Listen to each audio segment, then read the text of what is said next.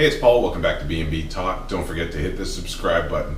Now I'm going to jump right into things. The first thing we see is Katie, and she's in support of the idea, and she tells Bill that she will help Ivy and Wyatt with the fashion house. And Bill says, yeah, you're pretty much going to have to, meaning that there's no way that these guys can handle this without outside help.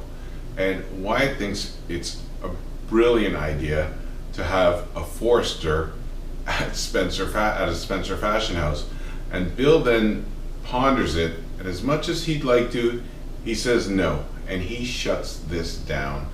And he says he has no interest being in the fashion business right now. And he says that he's got too much going on, and he makes enough money off of his investment in Forester. Now Wyatt doesn't like that, obviously. Bill says the main reason he doesn't want to do this is he doesn't want to create a war between his sons. And then Wyatt accuses Bill of choosing Liam yet again. Now after that we see Liam, and he tells Steffi that he thinks that his dad doesn't believe in him because of the altercation they really had at Forester. And Steffi thinks that Bill respects him for standing up because Bill's kind of cut from that cloth.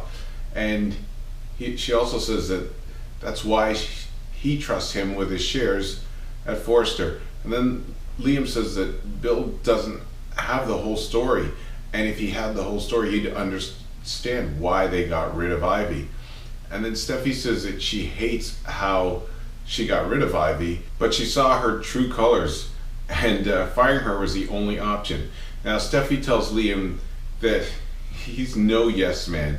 Obviously they're talking about what Katie said to him, and it definitely has affected Liam, but Steffi's got his back. And now after that we see Thomas, and he tells Brooke about Ridge and Caroline getting married because Brooke mentioned that Thomas was supposed to be the best man. So after they talk about it for a while, Brooke said that City Hall was one of her favorite weddings to Ridge, and God knows they had enough of them, so it's sort of a poke at the past and something a little funny.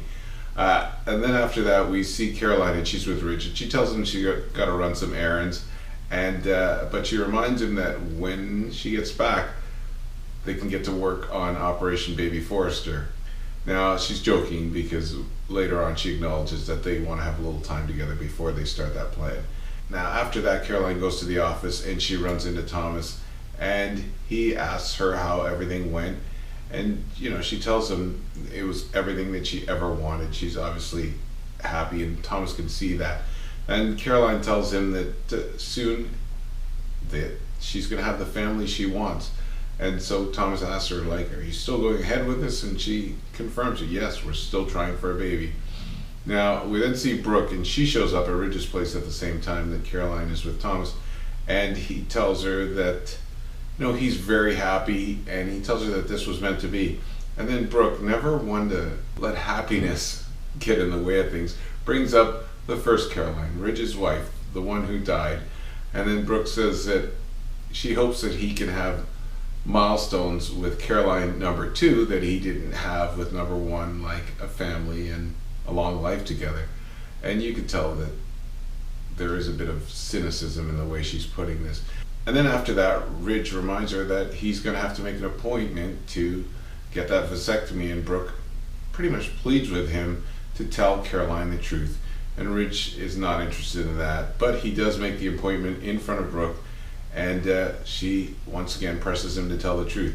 Now after that we go back and see Wyatt, and he's sulking obviously because he didn't get his way, and he says he's always got to come number 2, and he says, well, number 3 by the time Will grows up.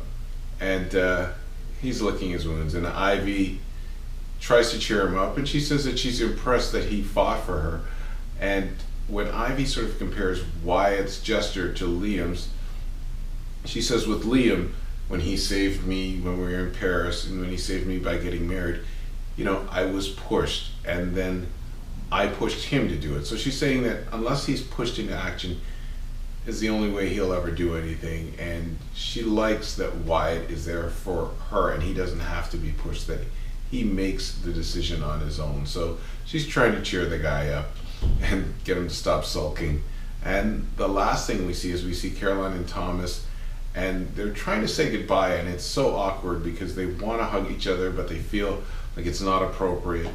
And then Caroline tells Thomas that Ridge can never know about the night that they made love, and they embrace after that, and that's where we leave things off. So interesting episode. Anyways, that's all she wrote. I hope you guys have a great weekend. It's Paul, it's B&B Talk. Don't forget to follow us on social media.